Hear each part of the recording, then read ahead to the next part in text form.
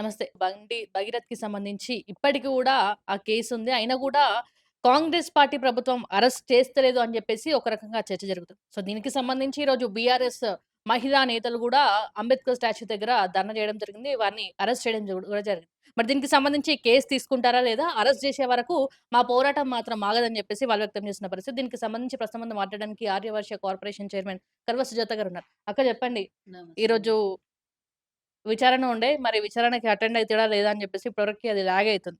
So, దీనికి సంబంధించి BRS శ్రేణులు గూడా ధర్నా ఫస్ట్ చేస్తున్నారు. నేను బీఆర్ఎస్‌ఓళ్ళకి సిగ్గు, శరం ఉందా అని అడుగుతున్నా. అసలు ఇప్పుడు ఎందుకోసం వీళ్ళు ఇంత ధర్నా చట్టం దాని పని అది చేసుకుంటూ పోతది. తప్పు చేసినోనికి ఎవరికి కూడా శిక్ష పడకుండా ఉండదు. అందులో మా ప్రభుత్వంలో ఎవ్వరికైనా సరే సమాన న్యాయం ఉంటది. పెద్దోడైనా, చిన్నోడైనా ఒకసారి చూసినాం మన 'అల్లు అర్జున్' విషయంలో. అట్లాంటిది ఎవ్వరైనా సరే. ఇప్పుడు అక్కడ డైలమాలో ఉన్నది. అక్కడ జరుగుతున్నటువంటి కొన్ని క్లారిటీ లేవు కాబట్టి క్లారిటీలు రావట్లేదు గాబట్టి, లేవు గాదు. క్లారిటీలు రావట్లేదు గాబట్టి విచారణకు ఆదేశాలు జరిగినాయి. ఆ విచారణలో దోషి అని తేలితే మాత్రం ఎట్టి పరిస్థితిలో వదలమని మేము చెప్తున్నాం. డీజీపీ గారు గూడా దీని మీద అంటే ఇదంతా పూర్తిగా పైకి పైకి మాట్లాడే మాటలు లోపల ఏం చేస్తారు చీకటి లోపల ఒప్పందం నడుస్తుంది ఏం అని జెప్పేసి అంటున్నారు. ఒప్పందాలుంటాయి వాళ్ళకు, మాకు ఏమన్నా హ్మ్. వాడేమన్నా భగీరథుడనంటే మీదికెళ్ళి ఆకాశం నుంచి ఊడిపోయినోడా? హ్మ్. ఊడిపడ్డోడా? లేకపోతే బండి సంజయ్‌తోని మాకేమన్నా పనుంటదా? హ్మ్. ఆ బండి సంజయ్‌ని చూస్తేనే తెలంగాణలో గాదు భారతదేశంలో ప్రజలు ఏందో అర్థం జేసుకుంటారు. పొట్ట జీరిస్తే అక్షరం రానోళ్ళందరూ మాట్లాడే మాటలు పిచ్చి పిచ్చి మాటలు ఆయన మాట్లాడతాడు. హ్మ్. దాందేమున్నది తెలంగాణల? నేనొకటి జెప్తున్నా. దీని విషయంలో ఒక ఆడపిల్లకు జరిగినటువంటి అన్యాయంలో ఎట్టి పరిస్థితిలో గూడా ఉపేక్షించేది లేదు. ముఖ్యంగా బండి భగీరథుడా? బండి భగీరథుడు 23 ఏళ్ల వయసులో ఆ పిల్లగాడు చేసినటువంటి అరాచకాలు ఇంత అన్నీ లేవు. నేను స్వయాన ఒక మహిళగా నేను జెప్తున్నా. హ్మ్. అంటే ఇది పార్టీలకు అతీతంగా మాట్లాడుతున్నా. నేనేమంటున్నా అంటే, వాడి విషయంలో గతంలో మనం జూషినాం. అంటే వీళ్ళేమో దేశం కోసం, ధర్మం కోసం అని అంటారు. మరి ఆ పిల్లగాడు కొట్టేటప్పుడు జై శ్రీరామ్ అని అనకపోయే, తిట్టేటప్పుడు బూతులు తిట్టేటప్పుడు జై శ్రీరామ్ అని అనకపోయే, అందరిని కాలేజీ పోరగాళ్ళని కొట్టిండు. అంటే వాళ్ళకి కొట్టడానికి రాదని గాదు. వీడు ఏదో పెద్ద తోపుగాని కొడుకు గాబట్టి, వాళ్ళు ఎదురు తిరగలేక కామ్‌గున్నారు. అంతే తిరిగి కొడితే మూతి పచ్చలైపోతుండే, ముక్కలైపోతుండే. హ్మ్. కానీ వాళ్ళు భయపడి అవతల పెద్ద మనిషి కొడుకు గాబట్టి ఎదురు తిరగలేకపోయిండు. ఆ రోజు తాగుడు జూషినాం, సిగరెట్లు తాగడం జూషినాం. వాడు వేషే వేషాలన్నీ జూషినాం. ఎవ్వడు గూడా ఎంకరేజ్ జేస్తలేడు వాడి విషయంలో, భగీరథ్ విషయంలో.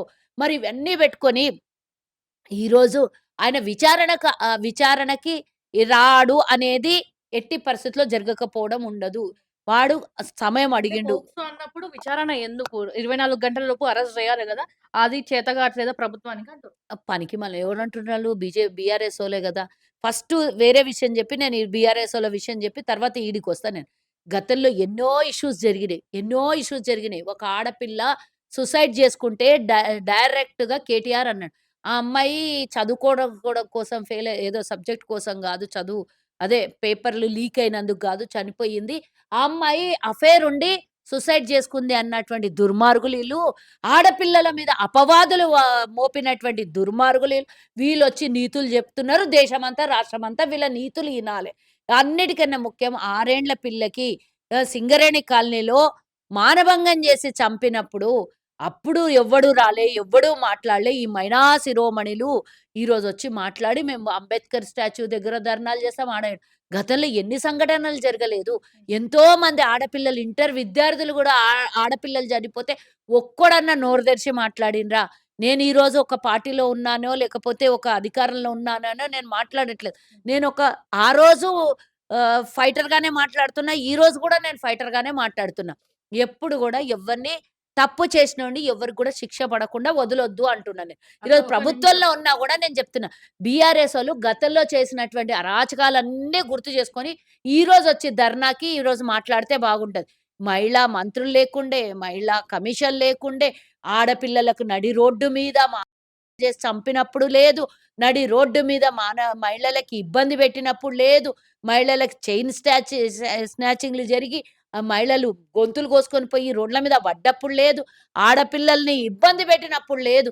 ఎంతోమంది గతంలో బాల్కా సుమన్ తీసుకున్న ఆడపిల్లల విషయంలో ఇవే జరిగినాయి. స్వయాన కేటీఆర్ ఇష్యూలోనే ఎన్నో మందిది ఇష్యూ జరిగింది. అది కామ్‌గా కూర్చున్నారు. నోరు తెరవలేదు.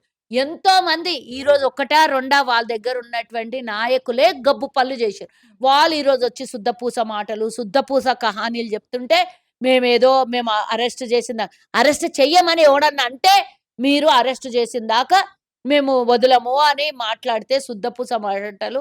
ఇగ ఇయన్నీ ఎవరన్నా దేశం కోసం, ధర్మం కోసమోళ్ళ గురించి మీరు జెప్పాలే, మేమినాలే. అక్క ఇప్పుడు నార్మల్‌గా మన బస్తీలనో, గల్లీలో ఏమైనా సమస్య ఉంటే మీ దాంటోళ్ళకో, పెద్ద పెద్దోళ్ళకో ఫోను జేసి ఈ సమస్య ఉంది. జర పోలీసులని మేనేజ్ జేయి అని జెప్పేసి మాలాంటోళ్ళు మేము జెప్తాం. మేనేజ్ సో జేయాలి. కొంచెం సమస్య జెప్పండి ఈ సమస్య ఉంది. ఒకసారి ఫోను జేసి పరిష్కారం చెప్పండి. జేయమని జెప్పాలి గానీ, అదే. మేనేజ్ అదే. జెయ్యంటే అదే. ఆ! వేరైపోతది. ఆ! చేయండి కొంచెం చూడండి అని జెప్పేసి చెప్తాం. ఆ! మరి ఇది హై లెవెల్ కేసు. సెంట్రల్‌కి సంబంధించిన మినిస్టర్. దీనికి సంబంధించి ఏమైనా మేనేజ్‌మెంట్ నేనొకటేమంటున్నా, మీరు మా ప్రభుత్వం మీద ఏడిచే కన్నా ముందు, వాళ్ళు సెంట్రల్‌లో హోంశాఖ సహాయ మంత్రి.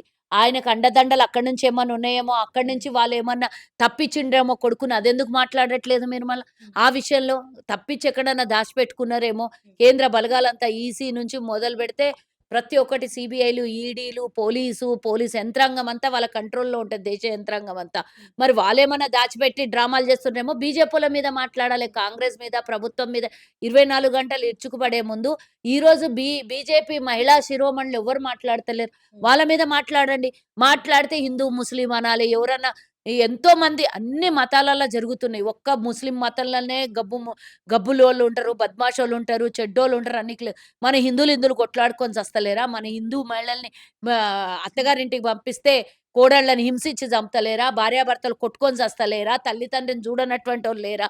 లేకపోతే మన దగ్గర ఆడపిల్లల్ని మారం చేసినోళ్ళు లేరా? ఇయన్నీ ఇడిచిపెడతారు. పక్కకేదన్నా ఒకటొచ్చేవరకు దాన్ని పట్టుకొని లొల్లి చేస్తారు. హ్మ్. ఇప్పుడు హిందూ మహిళకే అన్యాయం జరిగింది. అంటే హిందూ గవర్నమెంట్ పోరగాడే వచ్చి చేసిండు. చట్టపరంగా చూసుకుంటది. మేము ఇన్వాల్వ్ గాము అని చెప్పేసి బీజేపీ మరి వాళ్ళంటారు. ఇంతకు ముందు కూడా అట్లనే మాట్లాడాలి గదా! హ్మ్. వేరోళ్ళ విషయానికొచ్చినప్పుడు అట్లనే మాట్లాడాలి.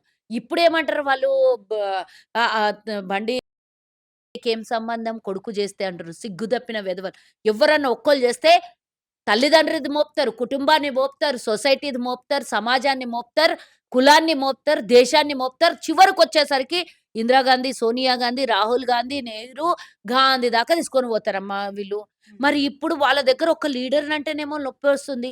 చేసిన తప్పులకు మీరందరూ ఎందుకు ఎంకరేజ్ చేస్తున్నారు? తప్పు చేస్తే నీ కొడుకుని తెచ్చి నిలబెట్టు. ఆడ నిలబెట్టి విచారణకు ఆదేశాలిద్దాం. అందరం కలిసి నీ కొడుకు తప్పు చేయకపోతే కడిగిన ముత్యంలాగా శంకల్లో పోసిన బీజేపీలో ఎట్లయితే శంకల్లో పోస్తారో, వాషింగ్ పౌడర్ నిర్మా ఎట్లయితదో అట్లా తీసుకొచ్చి బయట నిలబెడదామని ఎందుకు మాట్లాడతలే? అందరూ సైలెంట్ అయిపోయారు. మొగోళ్ళ నుంచి ఆడోళ్ళ వరకు అందరూ సైలెంట్ అయిపోయారట. ఎందుకు సైలెంట్ అయ్యారు? ఒక అనిత అని అందరికి ఫోన్లు చేస్తుంది. ఆమె ఏ మీడియా అవును. ఛానల్ అవును. ఎవరో నాకు తెలీదు. ఎక్స్ ఆ! జర్నలిస్ట్. పాత ఎక్స్ జర్నలిస్ట్. జర్నలిస్ట్ అనుకుంటా. అందరికి మాట్లాడుతుంది పాపం ఆమె. ఎవ్వరు జవాబు చెప్తలేరు హ్మ్. ఆమెకి. గతంలో మీరు అందరి మీద ఇట్లనే మాట్లాడిండ్రు గదా! ఇప్పుడెందుకు మాట్లాడతలేరంటే కొంతమంది తిడుతున్నారు, కొంతమంది ఫోన్ కట్ చేస్తున్నారు, కొంతమంది ఆమె వివరాలడిగి రకరకాల డ్రామాలు.